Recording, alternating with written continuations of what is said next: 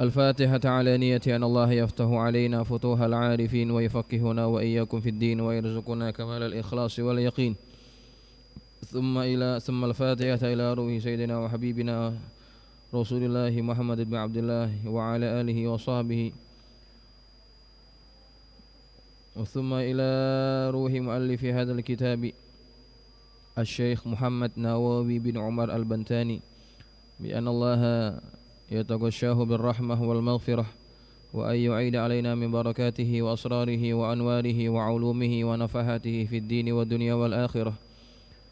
وثم إلى أرواح مشايخنا ومعلمينا الحبيب عبد الرحمن بن أحمد السقاف، وثم إلى روح كي محمد الشافعي هذمي، وثم إلى روح الملك حسين الرزقي، وثم إلى روح كي سيف الدين أمسير، وثم إلى روح كي عبد الشكور رملي، وثم إلى الحبيب علي بن عبد الرحمن السقاف، وثم إلى روح مؤسس الشافعية كي عبد الله الشافعي بأن الله يتغشاهم بالرحمة والمغفرة.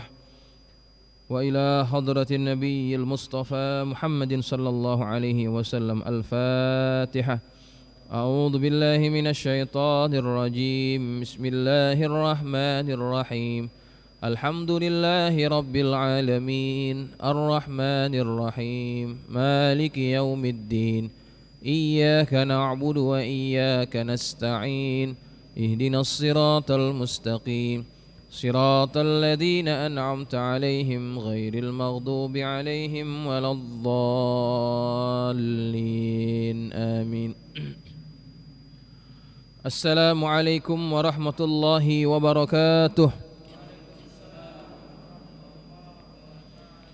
الحمد لله رب العالمين وبه نستعين على أمور الدنيا والدين، والصلاة والسلام على أشرف المرسلين سيدنا مولانا محمد وعلى آله وأصحابه أجمعين. سبحانك لا علم لنا إلا ما علمتنا إنك أنت العليم الحكيم. رب اشرح لي صدري ويسر لي أمري واحلل عقدة من لساني يفقه قولي. أما بعد، فإن أصدق الحديث كتاب الله تعالى، وخير الهدي هدي محمد صلى الله عليه وسلم، وشر الأمور محدثاتها، وكل محدثة بدعة، وكل بدعة ضلالة، وكل ضلالة في النار. Hadirin jamaah yang dirahmati Allah sekalian, alhamdulillah kita bersyukur kepada Allah Subhanahu wa taala atas limpahan nikmat yang tidak henti-hentinya kita dapat rasakan hingga saat ini. Dalam keadaan cuaca di luar agak mendung, alhamdulillah kita dapat hadir duduk di majlis ini yang sebelumnya kita melaksanakan salat maghrib berjamaah, yang mudah-mudahan apa yang kita laksanakan menjadi ibadah yang diterima Allah Subhanahu wa taala, dan mudah-mudahan duduknya kita di majlis ini Allah kurniakan kita ilmu yang bermanfaat. Allah ampuni segala dosa-dosa kita, dan semoga kita yang hadir mendapatkan limpahan rahmat daripada Allah Subhanahu wa taala. Amin, Allahumma amin. Baik jamaah sekalian yang dirahmati Allah, kita akan teruskan pengajian kitab Nasaihul Ibad. Malam ini kita akan meneruskan pembahasan pada minggu yang lalu, yakni pada makalah yang ke-23 pada babul usyari. Pada makalah yang ke-23 ini ada 10 perkara yang dicari pada 10 tempat tetapi dijumpai pada tempat yang lain. Kita baru bicara 5 ya. Kita baru bicara 5. Sekedar ingin saya ingatkan semula. Yang pertama, aku mencari ketinggian pangkat, ketinggian darajat pada sifat takabur, aku mendapatkannya pada tawadhu. Pertama. Yang kedua, aku mencari ibadah, yakni setinggi-tingginya ibadah, pengagungan kepada Allah dalam ibadah salat, aku mendapatinya pada sifat wara. Itu yang kedua. Kemudian yang ketiga, aku mencari kesenangan dalam perkara, dalam urusan mencari harta, kesenangan untuk badan dan juga untuk hati pada perkara mencari harta, aku mendapatinya pada sifat zuhud. Yang keempat, aku mencari cahaya hati pada sholat di siang hari yang dilakukan secara terang-terangan. Aku mendapatkannya pada sholat malam yang dilakukan secara sembunyi-sembunyi, sendiri-sendiri. Itu yang kelima ya. Itu yang keempat, sorry. Yang kelima, aku mencari cahaya pada hari kiamat pada sifat kedermawanan dan kemurahan.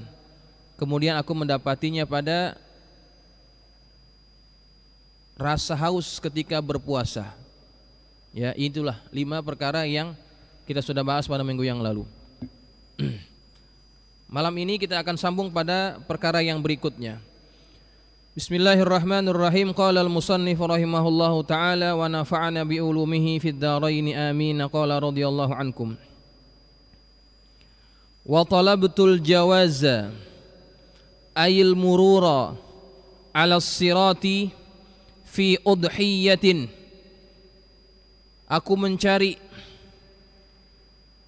keselamatan ketika melewati titian sirat pada perkara udhiyah. Fawajadtuhu fis shadaqah, maka aku mendapatkannya pada sedekah. Jamaah sekalian, perkara yang keenam yang disampaikan oleh hukama, aku mencari keselamatan ketika meniti di atas titian melalui apa? Melalui udhiyah, melalui ibadah korban yang kita lakukan. Tetapi aku mendapatkan keselamatan ketika meniti di atas titian itu adalah daripada sedekah yang kita keluarkan. Ya. Baik, jamaah sekalian yang dirahmati Allah. Bukan berarti udhiyah itu tidak bermanfaat bagi kita. Tetap bermanfaat, tetapi lebih besar kesannya, pengaruhnya yaitu daripada sedekah. Mungkin jamaah sering mendengar bunyi hadis yang seperti ini. Nabi kita Muhammad SAW bersabda, Istafrihu dhahayakum fa innaha matayakum bis 'alas sirati. Istafrihu dhahayakum, gemukkanlah hewan sembelihanmu, hewan korbanmu. Fa innaha matayakum 'alas sirati, karena kendaraan itu, karena korbanmu itu adalah kendaraanmu ketika kamu meniti di atas titian.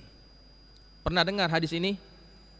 Gemukkan sembelihan kita, gemukkan korban kita, karena hewan korban kita itu akan menjadi hewan tunggangan kita ketika meniti di atas titian. Pernah dengar hadis ini? Pernah ya? Nah, hadis ini walaupun kita pernah dengar ataupun sering dengar, tetapi hadis ini bermasalah. Dalam sanadnya banyak bermasalah. Dan disimpulkan oleh para ulama hadis bahwa hadis ini adalah sangat lemah.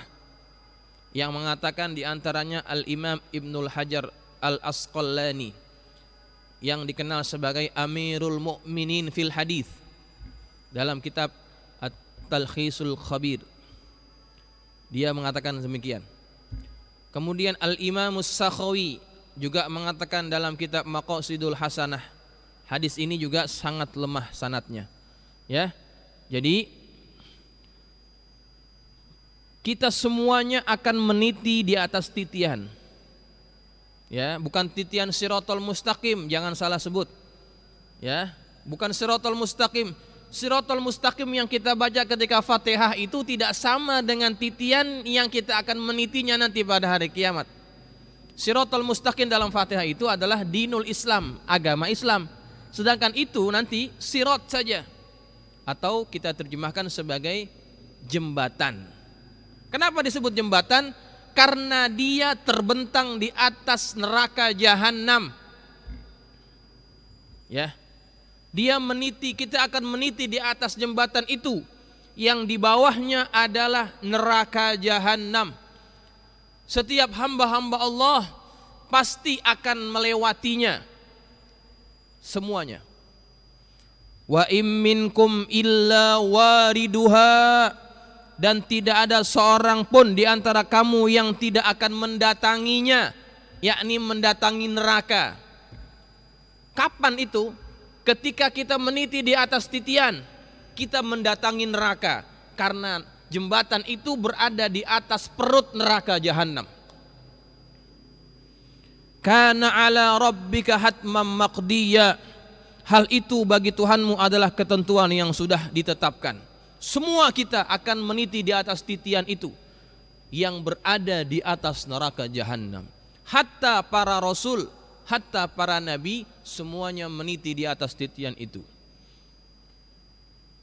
Dikatakan dalam riwayat Abu Sa'id Al-Khudri bahwa dia mendengar daripada Rasulullah, jembatan itu lebih halus daripada rambut, lebih tajam daripada pedang.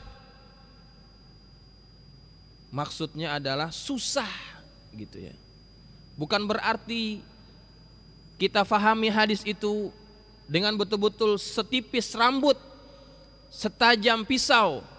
Maksudnya susah berjalan ketika berada di atas titian itu. Ketika orang meniti di atas titian tersebut, keadaannya berlain-lainan. Yamurru awwalukum kalbarki. Yang pertama, orang yang melewati titian tersebut, mereka melewatinya secepat kilat, sangat cepat. Kalbarki, seperti kilatan. Thumma kamarririh, yang berikutnya seperti tiupan angin, hembusan angin, laju kecepatannya. Thumma kamarrit tayr, yang berikutnya adalah seperti burung yang terbang. Kemudian wasyaddir rihal, kemudian yang berikutnya adalah wasyaddur rijal, seperti orang yang berjalan dengan cara berlari. Itu golongan orang yang berikutnya. Tajri bihim a'maluhum, yang mana kecepatan itu sangat dipengaruhi oleh amal kita, sangat dipengaruhi oleh amal ibadah kita. Wa nabiyyukum qaimun 'alas sirati, dan nabi kalian akan berdiri di atas titian itu. Yaqulu, dia berkata, Rabbi salim salim, wahai Tuhan selamatkanlah, wahai Tuhan selamatkanlah. Nabi ketika meniti di atas titian itu, dia sambil berdoa, Rabbi salim salim, karena keadaannya sangat-sangat menakutkan.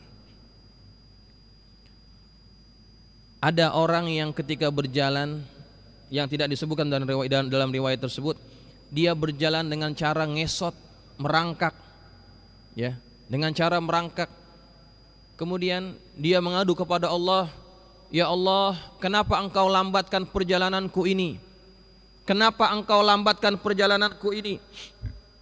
Kata Allah, bukan aku yang lambatkan perjalananmu, tetapi amalmu yang menyebabkan engkau lambat meniti di atas titian ini.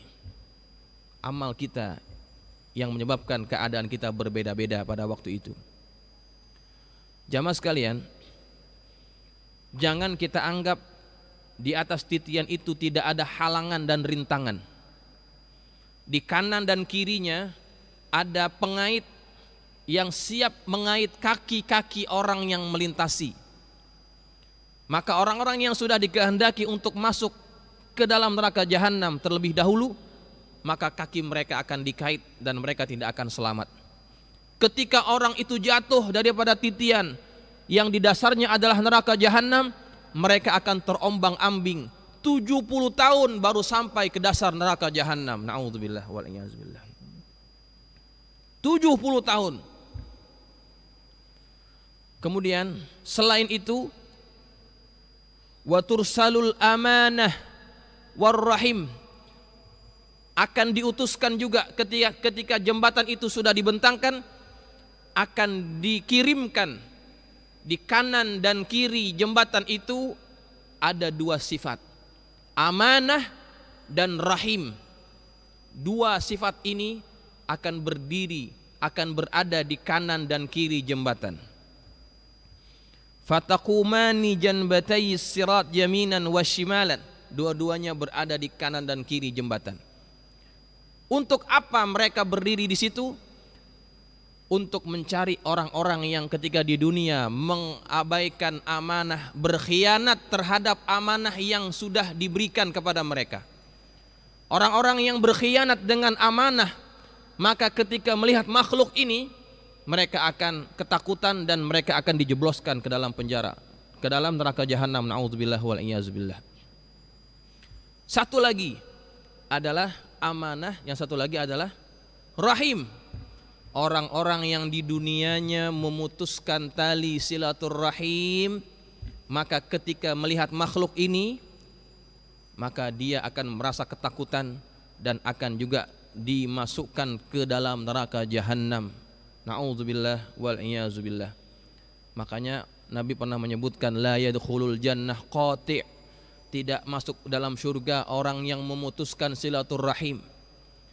Jangan kita putuskan silaturrahim kepada siapa saja. Karena apa? Karena kita akan sengsara dan kita akan dimasukkan Allah Subhanahu wa taala ke dalam neraka jahanam. Na'udzubillah wal iyazubillah. Ya. Baik, jamaah sekalian yang dirahmati Allah, itu berkaitan dengan penjelasan mengenai keadaan titian yang akan kita semuanya meniti di atas titian itu. Semoga Allah tetapkan kaki kita ketika kita meniti di atas titian. Makanya Al-Imamul Ghazali mengajarkan kita untuk baca ketika kita basuh kaki ketika wudhu. Dianjurkan membaca doa ini, Allahumma tsabbit qadami ala sirati, Allahumma tsabbit qadami ala sirati. Ya Allah, tetapkanlah kakiku di atas titian. Allahumma tsabbit qadami ala sirat. Ya Allah, tetapkanlah kakiku di atas titian. Bacalah setiap kali kita berwudu, terutama ketika membasuh kaki, ya. Baik, jamaah sekalian yang dirahmati Allah, kita teruskan. Dzakaras Suyuti, Al-Imam Suyuti menyebutkan berkaitan dengan perkara sedekah ini, anna thawabas shadaqati khamsatu anwa'in, bahwasannya pahala sedekah itu ada 5 jenis, ada 5 macam. Wahidatun bi asyarah, satu sedekah akan diganjar dengan 10 kali lipat. Wahia ala sahihil jasam, wahia ala sahihil jisim, yaitu sedekah kepada orang yang badannya sehat. Kita sedekah kepada orang yang badannya masih segar bugar, masih sehat, itu ganjarannya adalah 10, kata Imam Suyuti. Wa wahidatun bitis'ina, yang kedua, satu sedekah diganjar dengan 90 kali lipat. Wahia alal a'ma wal mubtala, yaitu kepada siapa? Kepada orang yang buta matanya dan orang yang mendapatkan bencana, yang mendapatkan musibah, yang mendapatkan ujian. Maka kita membantu mereka, sedekah kepada mereka, pahalanya 90 kali ganda. Wa wahidatun bitis'imi'atin, kemudian satu sedekah diganjar dengan 900 kali lipat. Kepada siapa itu?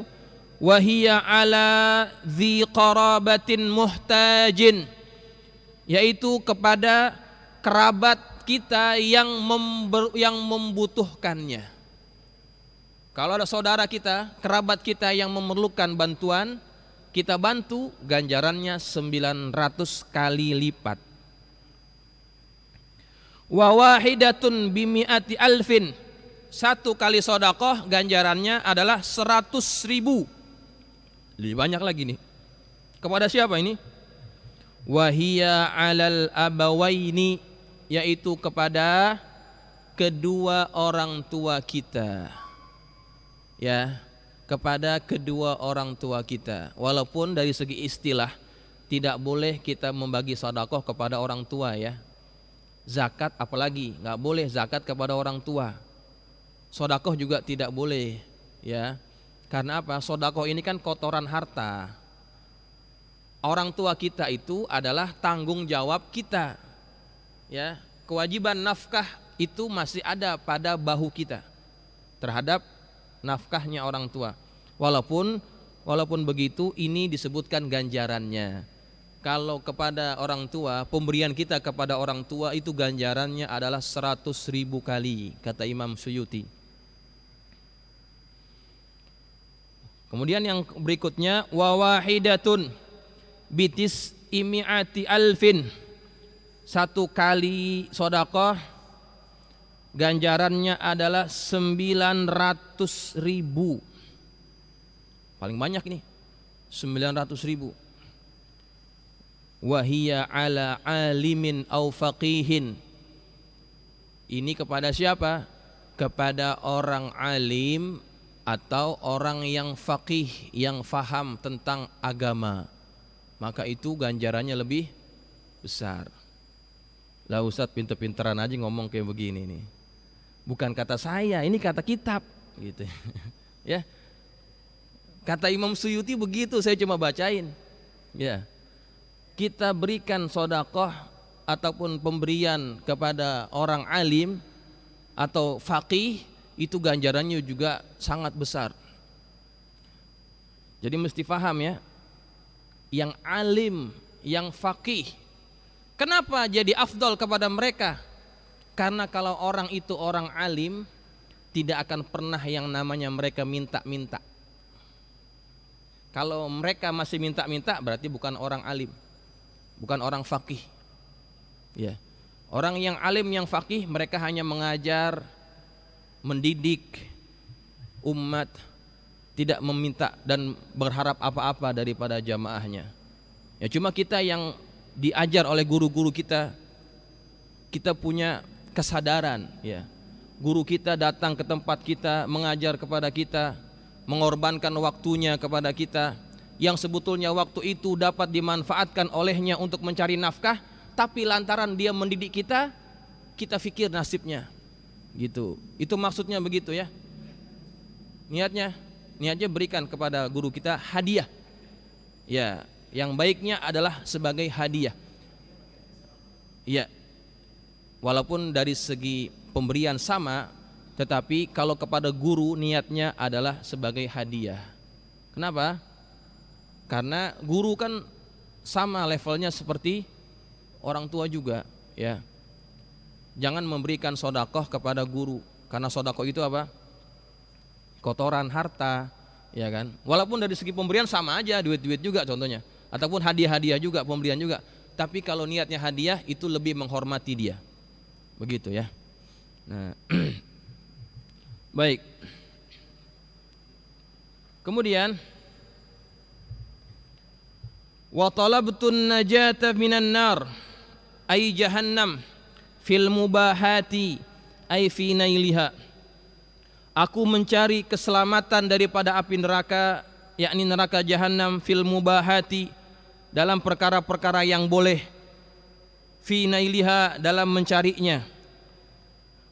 Maksudnya kita mencari keselamatan di akhirat dengan cara mencari rezeki yang halal, makanan-makanan yang halal, minuman-minuman yang halal. Tujuannya apa? Supaya selamat di akhirat. Fawajadtuha fi tarkis syahawati, maka aku mendapatinya pada apa? Pada perkara meninggalkan syahwat, keinginan-keinginan jiwa kita. Ya, begitu. Qala Abu Sulaiman Ad-Darani, berkata Abu Sulaiman Ad-Darani, la an atruka min asya'i lukmatan ahabbu ilayya min an akumal laila ila akhirih. Aku meninggalkan satu suapan dari makan malamku lebih aku cintai daripada aku mendirikan malam sepenuhnya dengan ibadah. Kata Abu Sulaiman Ad-Darani seperti ini. Kenapa? Dia lebih menyukai dapat meninggalkan satu suapan makan malam itu lebih aku sukai daripada aku mendirikan malam dengan ibadah sepenuhnya, karena lebih susah meninggalkan nafsu untuk kita makan. Ya. Susah itu. Karena ketika orang dapat mengontrol nafsu makannya, insya Allah nafsu-nafsu yang lainnya akan lebih mudah dikawal. Itu maksudnya. Ya. Coba deh semuanya ditanya. Paling enak makan apa?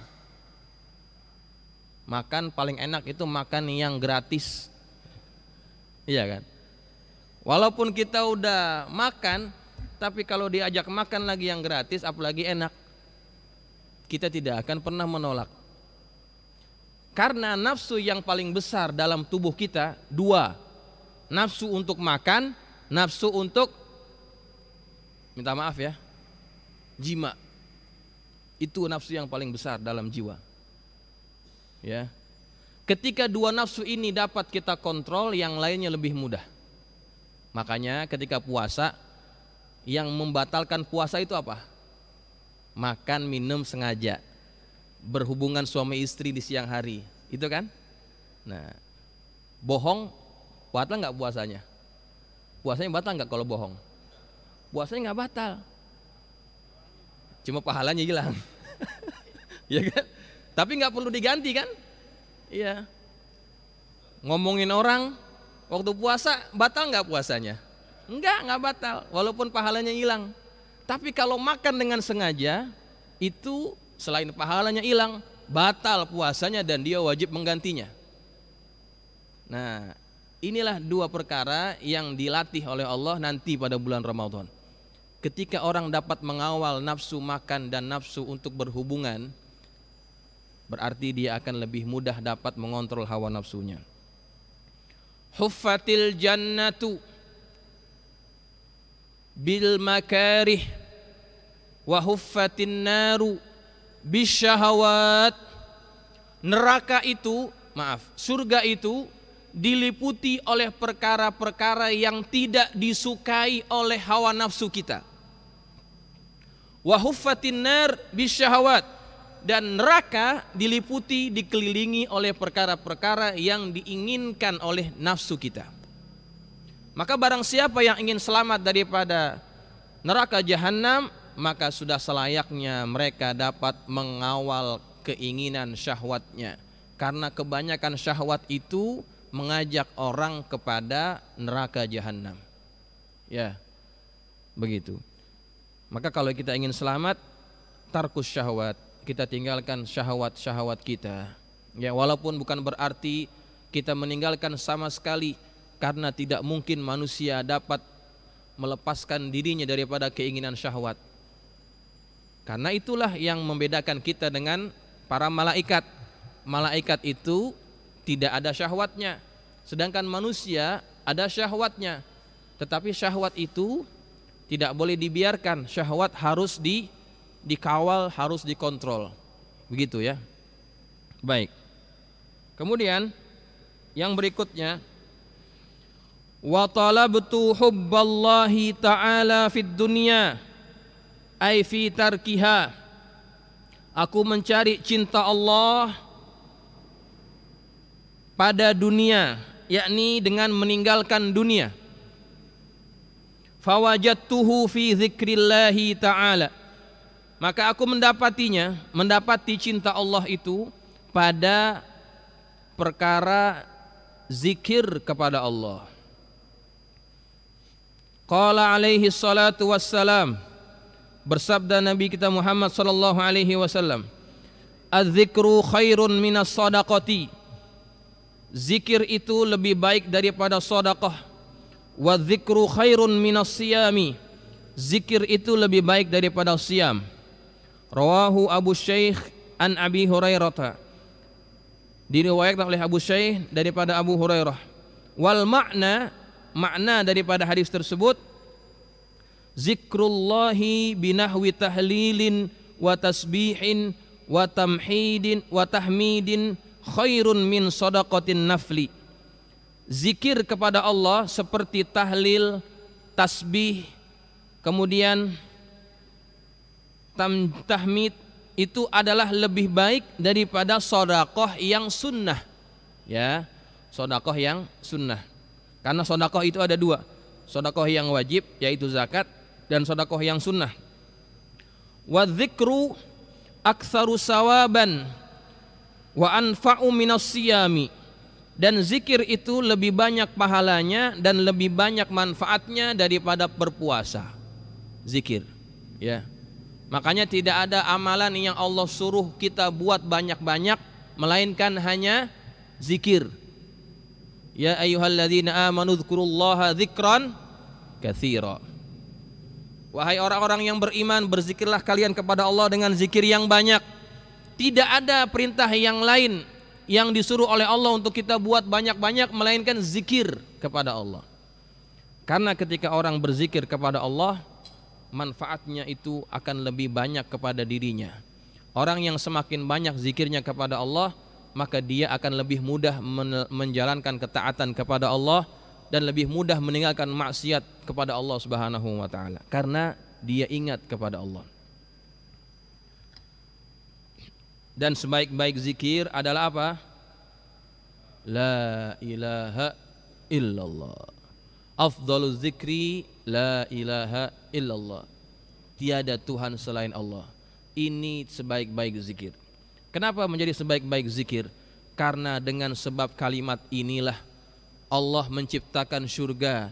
Karena sebab kalimat inilah juga Allah menciptakan neraka. Dengan kalimat ini, kalau orang menyebutkannya, maka dia melayakkan dirinya masuk ke dalam surga Allah Subhanahu wa taala. Hanya karena kalimat la ilaha illallah. Walaupun dia hidup 70 tahun dalam kekufuran, kalau di akhir hayatnya dia mengucapkan la ilaha illallah, dia pasti masuk ke dalam surga Allah Subhanahu wa taala. Maka dia menjadi zikir yang paling afdal, melayakkan orang dapat masuk ke dalam surga. La ilaha illallah. Makanya jamaah sekalian, kalau kita diundang majlis tahlil,